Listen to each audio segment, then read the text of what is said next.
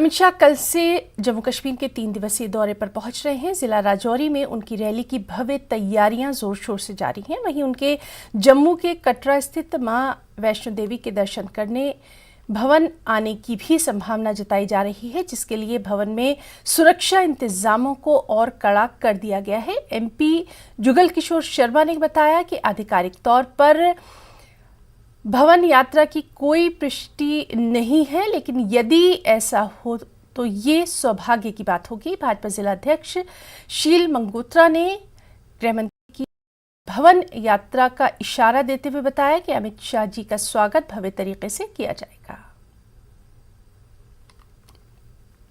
केंद्रीय गृह मंत्री हैं और उनका जम्मू कश्मीर का 3 दिन का ये टूर प्रोग्राम दौरा है।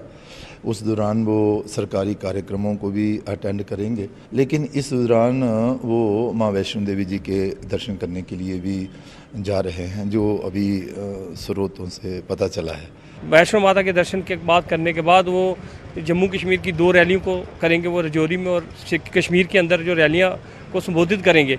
हम यह डिमांड कर खासकर लोगों से और लोगों की जो हमारी अपेक्षाएं हैं अपनी सरकार से, हम यही कहेंगे कि उनका स्वागत हम दिल की गहराइयों से करना चाहते हैं और भव्य तरीके से करना चाहते हैं। अमित शाह जी का ये जो दौरा है जम्मू कश्मीर का, ये शुरू होने वाला है, ऐसी भरपूर आशंकाएं लगाई जा रही हैं, जिसके लिए कहीं एक तरफ भाजपा के वरिष्ठ नेता इस बात को नकारते हुए नजर आ रहे हैं और वहीं दूसरी ओर भाजपा के कार्यकर्ता इस बात की पुष्टि करते हुए नजर आ रहे हैं। कैमरा पर्सन नारायण दत्त के साथ करणदीप और बिंदिया।